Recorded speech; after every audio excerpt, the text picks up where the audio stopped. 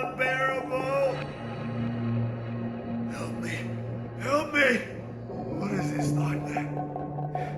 It must be the plague. Oh Lord, the plague is here! The devil has arrived! Punishment for our sins! I see them. Clawing, biting, tearing. Demons are ripping my body apart! It can only be. The Black Death is upon us! The terror of Europe has come to consume us all! God help us! We, the medical officers and members of the Special Research Committee, are of the opinion that the bubonic plague now prevailing in this city is under certain conditions only slightly contagious or infectious. We are emphatically of the opinion that the only practical method of dealing with the outbreak and arresting the progress of the disease is by the removal of the inmates from these houses in which a case of the disease occurs. Get off me! Let me go! We quite appreciate the practical difficulties attending the adoption of this proposal, but in such an emergency as the present, these difficulties can and must be overcome. The steps leading up to the removal would be to report to the health officer of a case by a duly qualified medical officer such as yourself. You would then notify the occurrence to the municipal authorities and would at the same time submit your recommendation for the removal of the inmates in the particular's home, and if you consider it necessary, those also in the immediate neighborhood. The municipal authorities will then take the necessary action. Carts, if necessary, are provided free of cost for the removal of the goods and chattels of the inmates. The person attacked would either be removed to hospital or remain in the house with his or her relatives until recovery or death took place. The house should then be completely vacated and taken possession by yourself for the purposes of cleaning and disinfection, and you will be invested with full powers in consultation with the executive engineer for removal of all partitions, erections, or portions of house walls that impede or obstruct ventilation.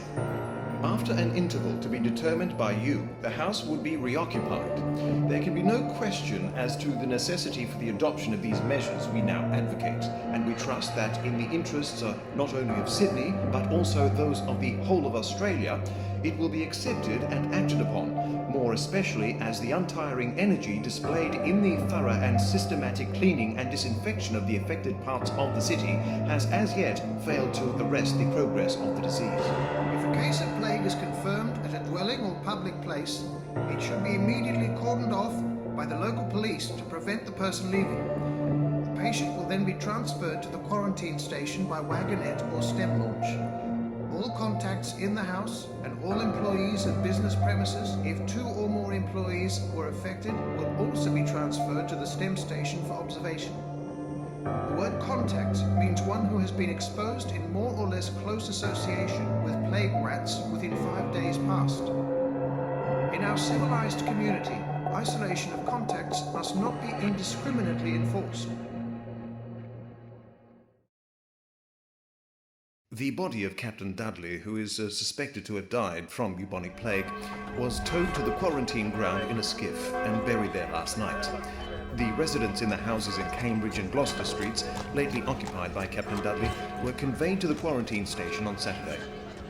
In view of the gravity of the situation, we have made arrangements for a number of extra horse ambulances and men to be kept in waiting at Woolloomooloo, in order to facilitate the early removal of any further victims or subjects for isolation.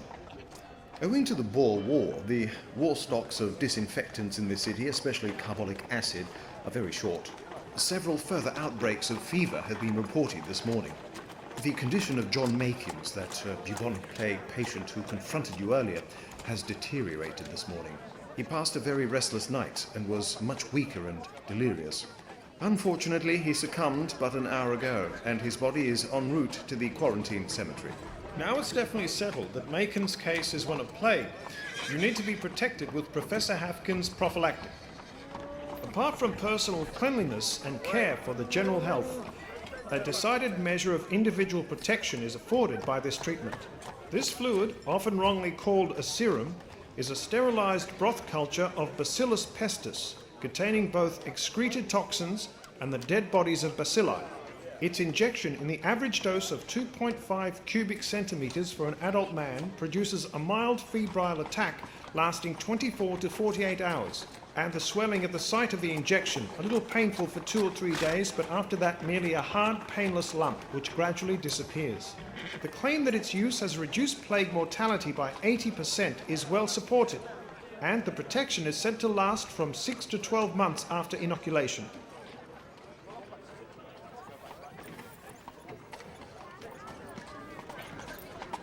Doctor, a new and alarming development has now taken place with regard to the disease.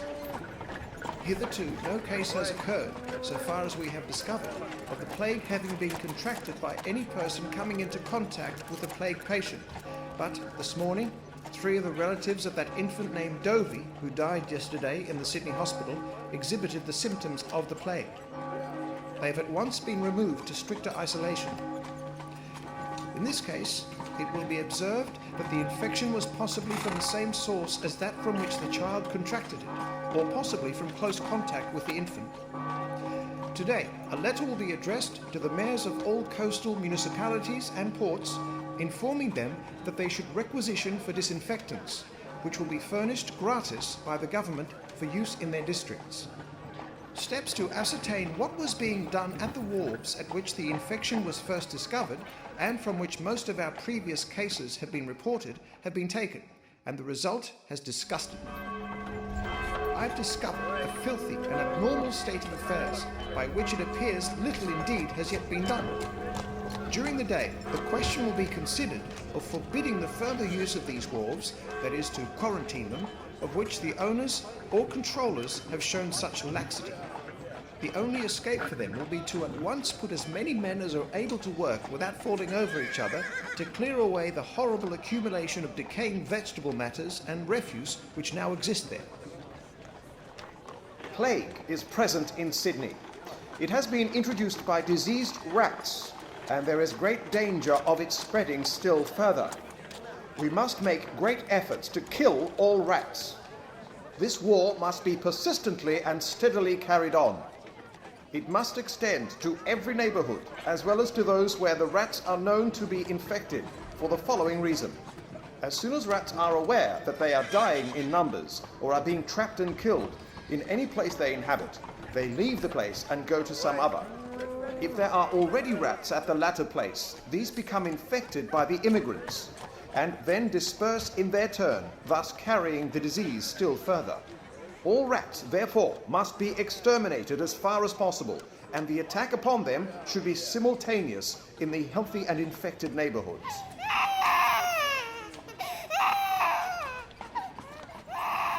You need to make sure that rats are kept out of dwellings.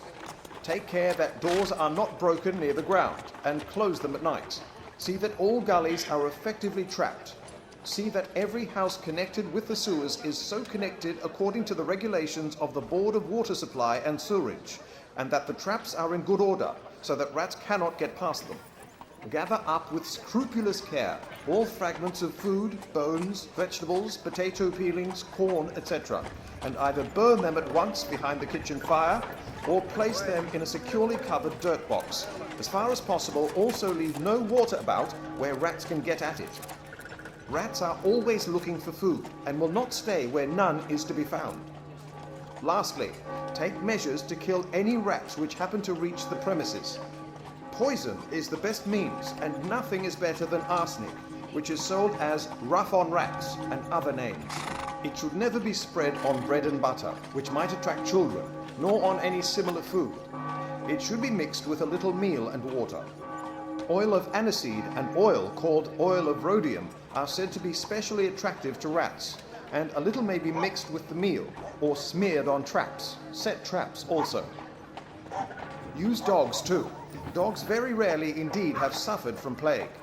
And at all events, it is not only diseased rats which are to be destroyed, but also healthy ones.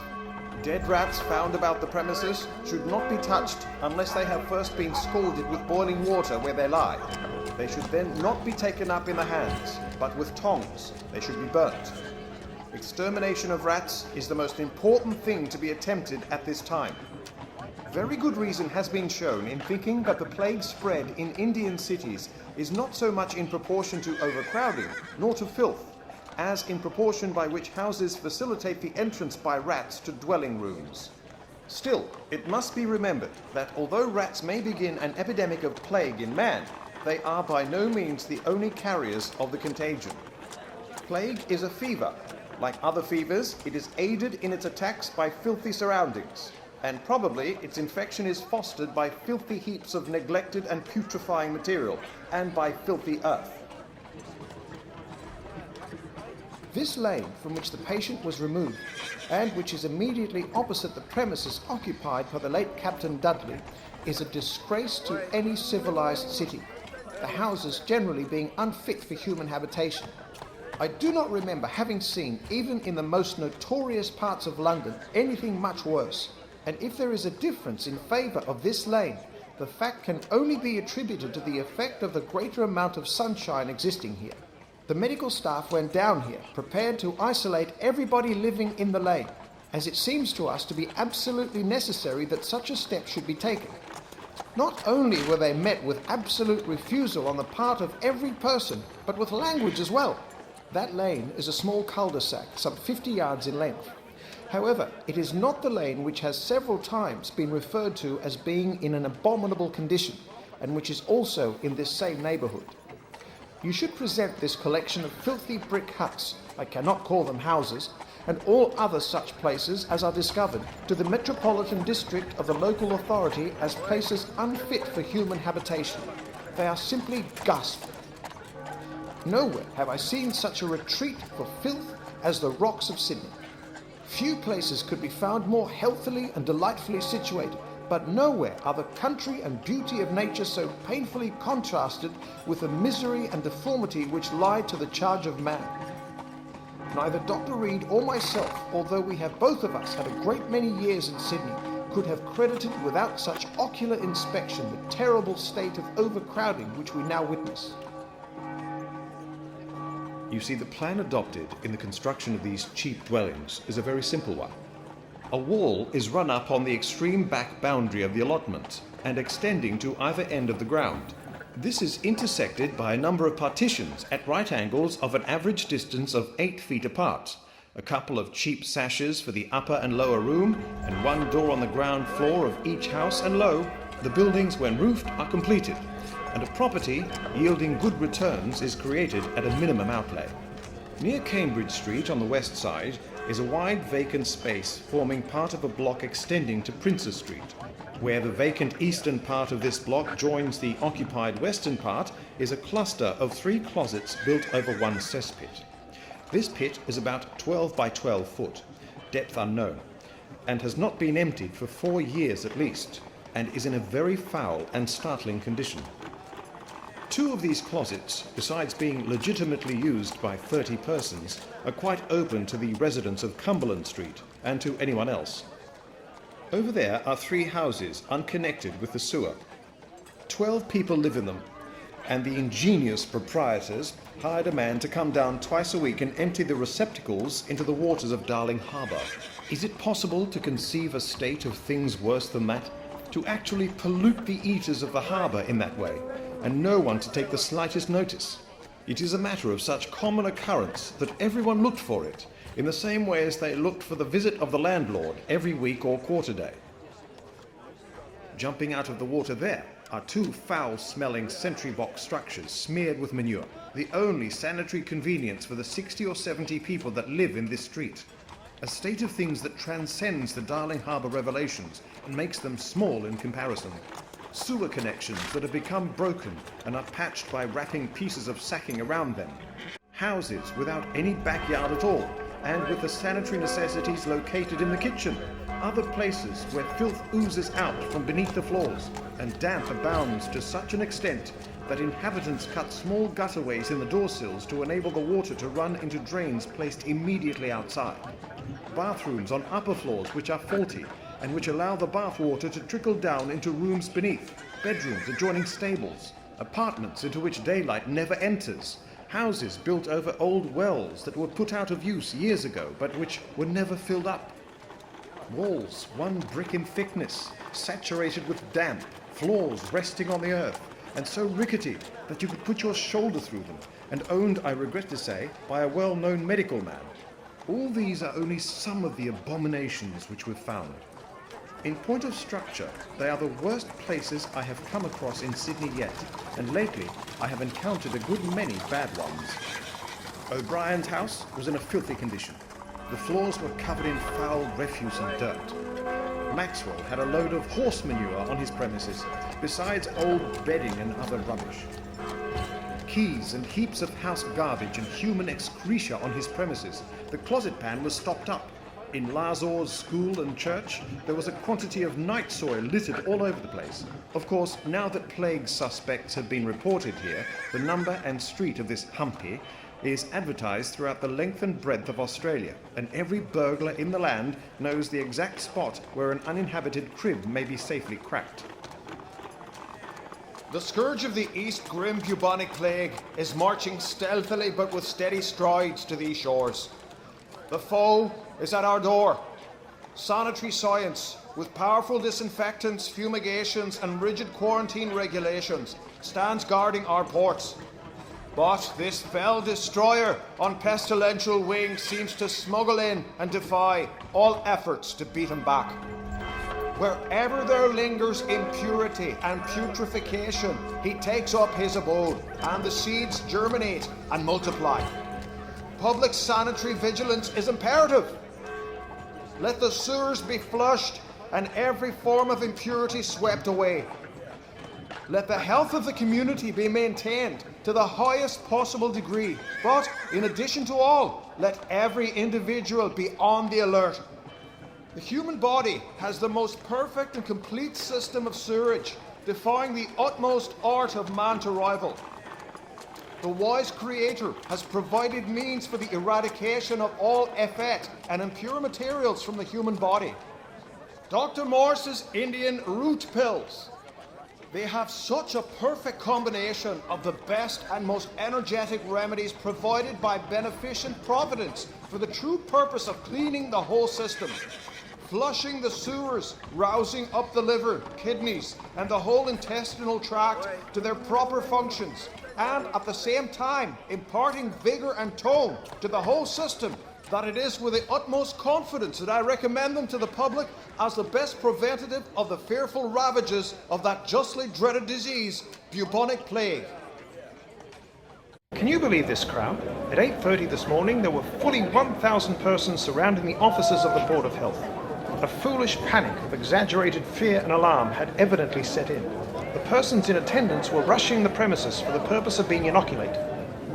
Mr. Clarence Sims, Secretary of the Board, telephoned for police assistance in order to crush the disturbance which he foresaw would ensue and which might be regulated as far as possible. When the gates were opened, a large number of persons were admitted. These at once rushed the stairway, which in a few seconds was packed with a dense, struggling mass of humanity, each pushing and surging in the effort to get one step higher. In the crush, several women fainted and had to be borne away. Up to 11 o'clock, about 300 persons have been inoculated. The number of applicants has rapidly increased. Since starting a week or so ago, the officers can no longer hold the crowds that are collecting. The corridors, staircases and approaches are crowded with people smashing the furniture and fittings in the office. Members of the staff who are outside cannot get in, and those who are inside cannot get out. The conduct of any other business is out of the question.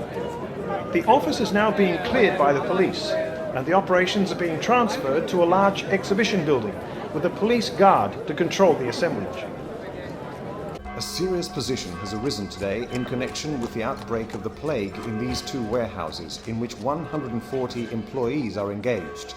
2 of the patients have been employed here, and another in the city on Clarence Street.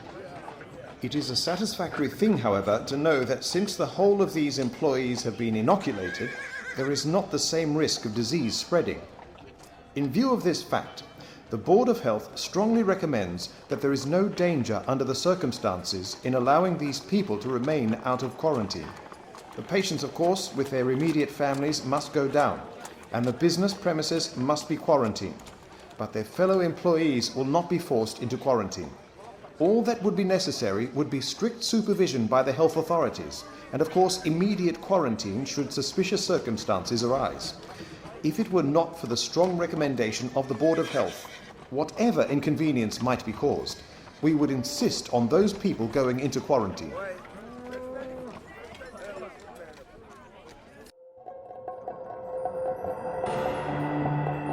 Help me! Help me!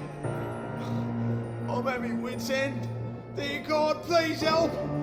Oh, I'm all hot and feverish. There's a pain.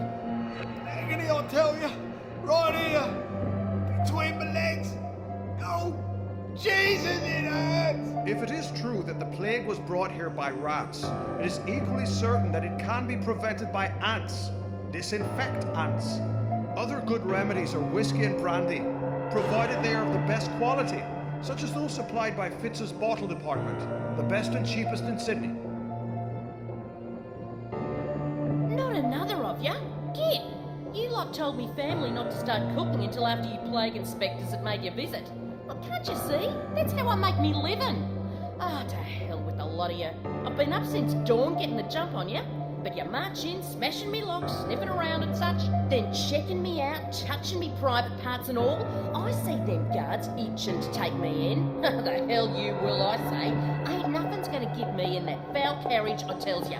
You'd have to drag me by me feet if you have to, but I ain't getting in that thing. You're the messenger of death, and that cart's as good as a nurse. I ain't heard nobody come back from that plague hospital. I'm not marching to me funeral. Hey, be gone. In the stern, there were about a dozen people sitting. Up forward, there was a long, shapeless bundle lying on a stretcher. It was a plague case. The others were contacts, friends, lodgers, and relations who had lived in the same house with the case. They had come to be isolated for 10 days, so that the microbe of the Black Death might show whether or not it was in their blood. They were taken out of the boat first. Their own feelings didn't matter, for the Black Spectre takes no account of human affections and permits no other to do so. They were marched away to the quarters set apart for contacts. No farewells were permitted, just a look that might be the last, and that was all. Then the stretcher with the long bundle on it was lifted and carried onto the wharf. Meanwhile, an ambulance backed down to the shore end. The stretcher was put onto it, and it drove away up through the trees to the hospital. The next journey of that particular case was to the cemetery 4 days afterwards. The very next day, about 10 in the morning, we heard the woo-hoo of the death boat's whistle. There was only one passenger this time, and he travelled in a coffin. A common two-wheeled cart back down to where the ambulance had been the day before. The coffin was carried to it, and put just like any other sort of packing case might have been. The driver whipped up his horse, and we watched the cart with its coffin, corpse and quicklime trotting up the winding road which leads to the burying ground off North Head. I have seen many funerals in a good many places, but his one was the simplest and the saddest of them. Jesus, not Arthur. Oh, that's Mr. Casson, and he's so young. He's one of the attendants of the lending branch of the Free Public Library. Just yesterday, one of you plague doctors came round asking about me and him. Oh, I see him on weekends as well. Ain't nothing wrong with me. Oh, I bet it's the books, you know. Being that they go in and out of who knows what's hands. Who knows where they've been. I heard him screaming and the like just last night, all doubled up with pain. Or they should shut that library. I'm all for learning, but you can't have a place like that open with all sorts going in and out. I'd send them all home. Or better yet, get them examined. I bet you half of them ain't even inoculated. Whereas the findings of dead rats in unusual numbers on premises is indicative of the presence of the disease commonly known as the plague. And whereas it is expedient in the interests of His Majesty's subjects that the more effectual steps should be taken to prevent the introduction and spread of the said disease in the state of New South Wales. Now, therefore, Sir Harry Holdsworth Rawson, the Governor of the State of New South Wales, as aforesaid, does, with the advice of the Executive Council, by this my notification, call upon all and singular who shall find dead rats in unusual numbers in premises in said state, or who shall know of dead rats having been so found, to immediately report the fact to the nearest officer of police. The bubonic plague is at our door. Be warned in time. Few escape from its deadly grip when once seized. The plague is a microbe which readily enters in pure blood, but pure blood it will not touch. The surest preventative is the wonderful herbal blood purifier, Vitadatio. It will save you. Take it. Purify your blood and clothe yourself in an impregnable suit of mail if the enemy should come. Remember, Vitadatio is the greatest blood purifier on earth and a sure antidote against this dreaded disease. For your guarantee of well-being, the price of this medicine for a large size is a mere 5 shillings and 6pence. For a small size, a fraction still, just 3 shillings and 6pence. Dr. Henry White, MD, may be consulted free daily. Dr. White has had a large and varied experience amongst the plagues in India.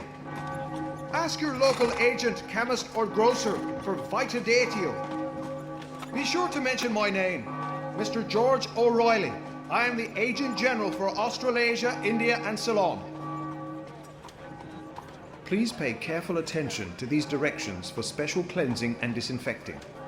Lime wash all ceilings and whiten walls afresh. Lime wash all cellar, basement and outhouse walls. Swab all woodwork thoroughly with carbolic water. Include sash frames, window cases, etc. Remove all floor coverings. Have carpets beaten, oilcloth, etc. to be washed with carbolic water on both sides. Scrub the floors, if of boards, and swab with carbolic water. Water stone, brick and earth floorings with carbolic water 3 times a week. All lumber and the like not in actual use must be removed from the premises and not returned to them. All wastes, garbage, ashes, dung, stable bedding, etc. must be removed, and stable bedding renewed with clean stuff. Stable floors, if of wood or likely to be foul beneath, must be torn up, the surface below thoroughly cleansed as described, and replaced with good floors, properly close joined and corked, well bedded on a sound bottom and graded to the gutter. The gutter must be placed in communication with the gully leading to the sewer. All drains, gullies, sinks, water closets must be first flushed with hot water. They must then be flushed with carbolic water and afterwards be kept dressed with chlorine of lime. Furniture must be removed so as to give access to walls for cleansing, etc., and to the floor on which it has been standing. All makeshift building and sheds in bad repair must be pulled down and removed before the premises can be considered clean. Out! Out, I say! I've had enough of you cleaners. Ravagers you are. A body of desperados hired by a tyrannical government to carry out the bowelless edicts of the health department. Fortified by strong drink, you men carry out a veritable orgy of destruction. Look at you. Whitewashing everything you can lay your hands on. One lady assures me you cleansers have even whitewashed her piano. She was in tears. Have you no heart? We are honest people, business owners and upstanding citizens. We fully appreciate the gravity of this crisis, but that's no excuse for the haste with which this area has been quarantined. We need time to store our belongings. This is just wanton destruction. This quarantine area is also too large. Great quantities of perishable goods have been shut up. What business is it taking over so many people's lives? Our livelihoods at stake. We can't bear this loss. Not everyone can up and leave for the Blue Mountains, you know. We're taking this to the Premier.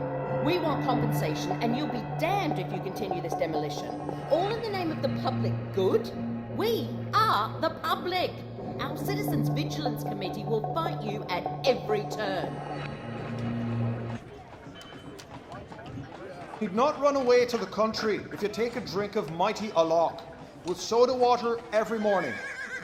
Mighty Alok fortifies the system, builds up the blood, and strengthens the nerves. It saves doctors' bills. It is a refreshing, sustaining, stimulating tonic of modern times. Ask for it in the usual or extra bitter form. Every hotel with soda water, 6 shillings per glass. All chemists and stores, 2 and 4 and 4 and 6 per bottle.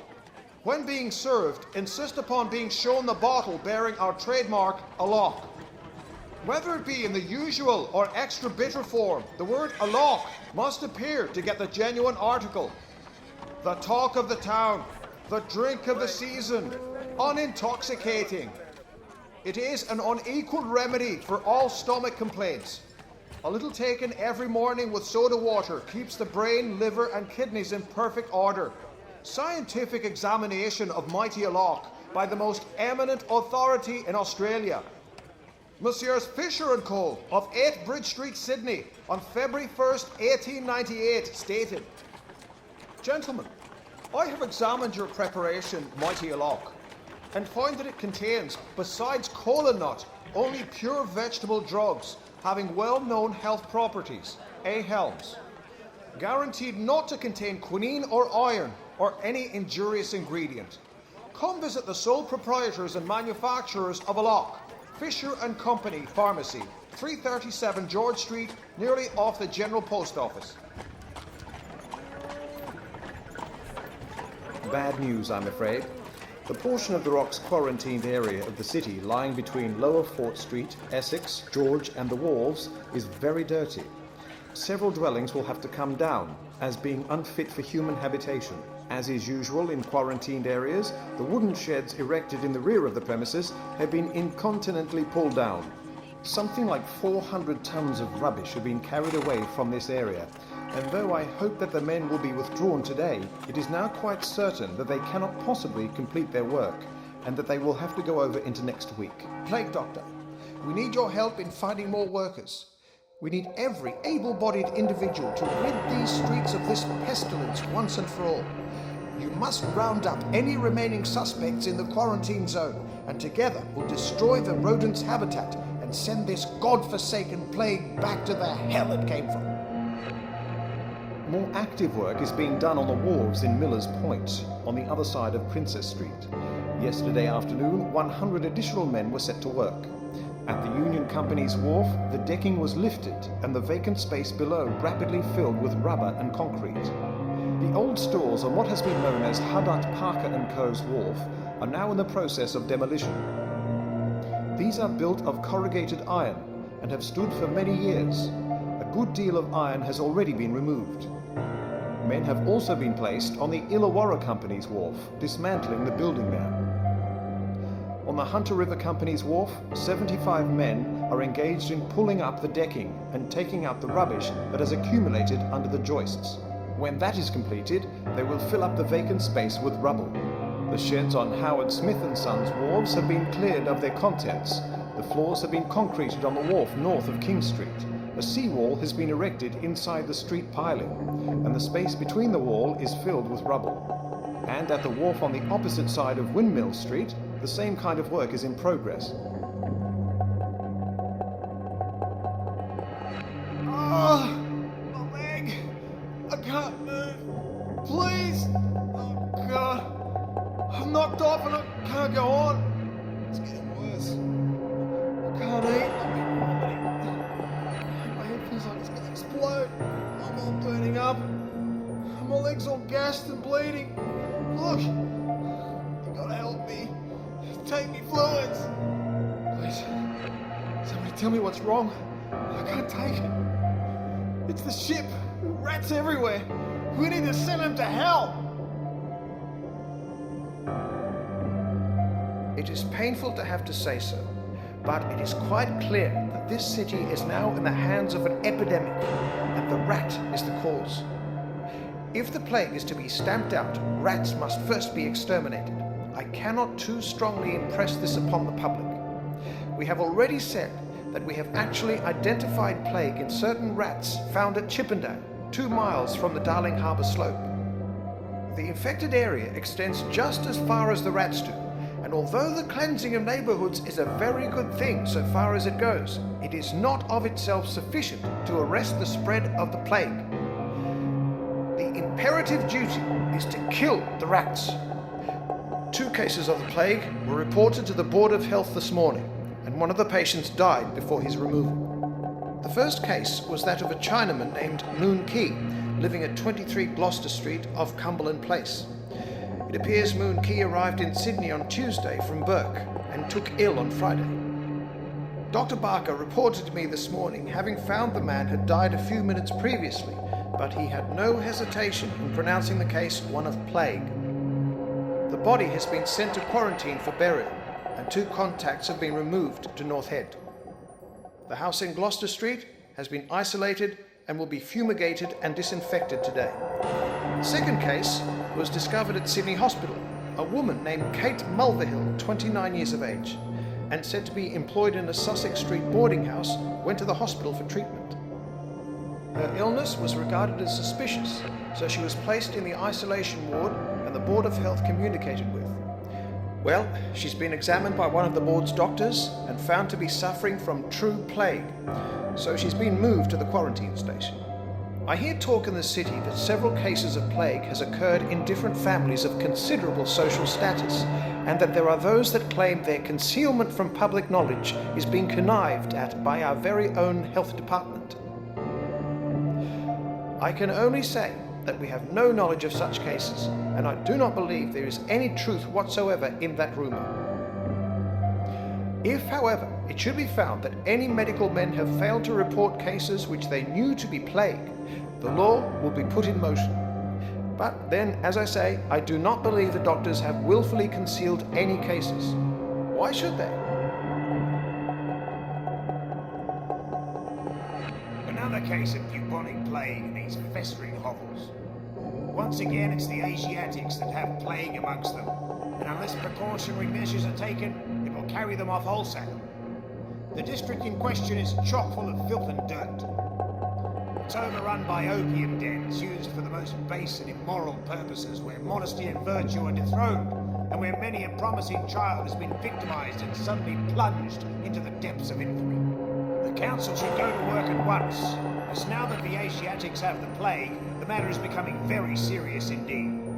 I don't want to hear the mayor proclaim he has no power to act. We can't wait for the government. We need to act immediately. This district is now one of the worst in the city. Now we've found the Asiatics have taken the plague, who knows how much worse it really is. Surely they have concealed cases with innate cunning that have already broken out. It behoves His Worship the Mayor to take the most active steps to show the Council he is prepared to be prompt in its movement. The Chinese have hid their sick away, refused to submit to inoculation, quarantine and cleansing, and are at work spreading disease throughout the city. Their houses are rarely washed out, the windows are never open, and the blinds are internally down. Look into the Mongol's backyard, and unless the police are constantly watching him, you'll find pestilence and malaria seething in every hole and corner. In short, his house is a den, and his yard is a sewer. What rot! The blame rests chiefly not with the Chinese occupants, but with the owners of the property and with the municipal officers. All the witnesses questioned upon the subject concur in the opinion that the Chinese are, apart from that disposition to gamble, a singularly peaceful and generally law-abiding section of the community. The European women who live amongst the Chinese appear, in nearly every case, to have fled to the present haunts as to refuges from the brutality of the men of their own race. They had lost caste, they had taken to drink, they were drudges of larrikins who ill-treated them. Some had been in jail, none were enjoying the protection of decent homes.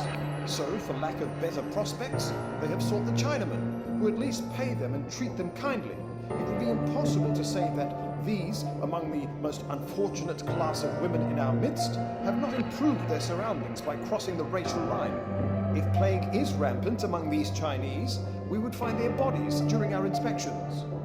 Of course there's a lack of corpses of Chinese victims. The Chinese do not bury their dead, they pickle them and send them home to their ancestors. The low and timid individual vitality of the Mongol, especially of the lower class, gives in on the slightest provocation.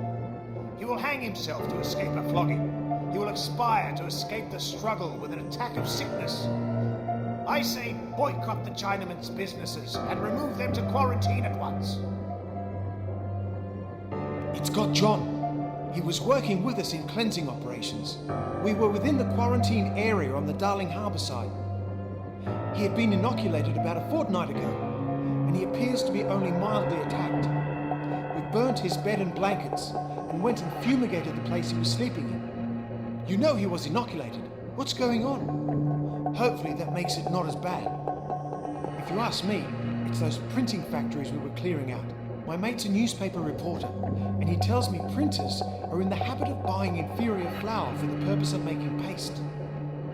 This flour is generally riddled by rats, and I think that if inquiry were made, it might be found that some of the flour purchased has been bought from the neighbourhood of Sussex Street. You know, right in the heart of that outbreak.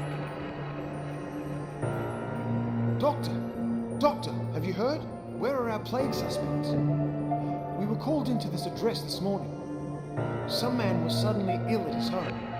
Another plague doctor saw him and, being of the opinion that the man's symptoms indicated plague, he reported the matter to the health department. But now we've been dispatched to examine him. It appears the bird has flown. We have no idea as to his whereabouts. We've been searching for hours. It's strange. A similar thing happened Friday. A man presented himself at the hospital and said he had been employed at a factory, an employee of which had recently been attacked with the plague. He said he felt ill and thought he was getting the disease himself. So we examined him, and though we could not definitely decide that the disease was the plague, the symptoms were suspicious enough to warrant us reporting the case to the health department. We requested their staff should be sent to make an examination. So while we were waiting for the health officer to arrive, the patient got uneasy and told us he wanted to go home and left us an address. But when we got there, he was nowhere to be seen, and no one had heard of him. That sailor you met, Brabson or Drevson, who's been removed to the quarantine station suffering from the plague, is 22 years of age. He had only been married 3 months and was employed as a carter by a firm of produce merchants. His work took him to one of the wharves and into the markets, but it's generally believed that he contracted the disease at the waterside. He's been sick for some days. There were 6 contacts removed with him, including his wife, father and mother, 2 brothers and a sister. We need to rid Sydney of this scourge. The rat returns are distinctly better, a total of 613 being delivered at the depot yesterday. In addition to the number delivered at the incinerator, about 30 were caught by the scavengers in one of the quarantine areas. These were burnt on the spot.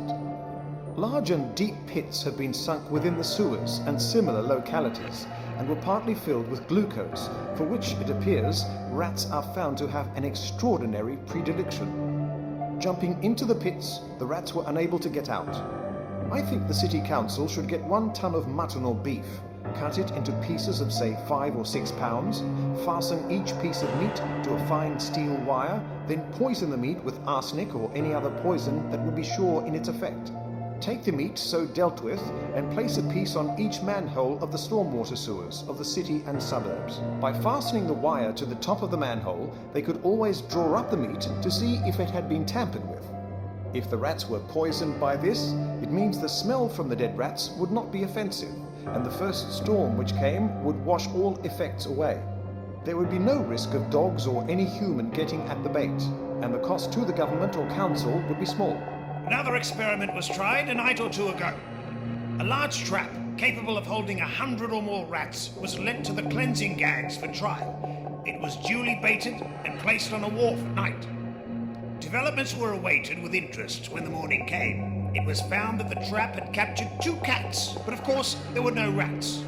The rat killing arouses a great deal of the latent ingenuity in man, and almost everything except the application of chloride of sodium on the protruding extremity of the vertebral column and the charm employed by the Pied Piper of Hamelin has been tried.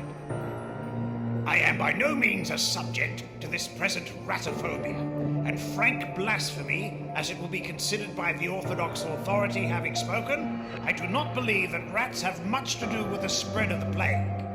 The public is lulled into a fatal quiescence by such crude labours. The plague will not be arrested by catching a few thousand rats outside their runs and burrows. I have been corresponding with Colombo. And so far as is known, there is only one effectual means of eradicating plague from localities where it has taken a stronghold, and that is fire. This seems to be a drastic remedy, but you must realize face to face that it is the greatest calamity that has threatened any city of white people since London in 1665. If it spreads at the rate at which it started, appearances seem to indicate that our position as an intercolonial trading center must go. A large number of our people will die prematurely, many more will leave, and numerous more disasters will happen, which now must be apparent to us thinking men. To do the right thing, to prevent this calamity, may cost us £1 or even £5 million, but it will cost Sydney 10 times that before she has done with it, if once it gets in as it has done in Bombay or Calcutta. We must act soon, or I fear there will be an uprising. Christ, you look worse for wear. Let's get you into the operating theatre and get you fixed up. My God! The rats are getting in everywhere! Oh, it's out of control! Sorry, Doctor. May God be with you and rest in peace. Sydney declared a clean port. Oh, listen up, everyone. The paper's saying we've got the all clear. Sydney's got his clean bill of health, notwithstanding yesterday's case at Manly. He got it all right, said Dr. Ashburton Thompson this morning when asked about it, but we've heard no further case, he added. People have asked me, continued the President of the Board of Health, how the clean bill of health, which we have issued, will be affected by this recurrence or any similar recurrence of the disease. The explanation of this is that if there is no recurrence and case or death within 10 days, the epidemic is deemed to have ceased. The recurrence, therefore, of one case now or then does not make the disease epidemic again. These recurrences, however, must be endorsed on the bill sent to any foreign port. We have now issued a clean bill of health for Sydney and have endorsed on them this single occurrence.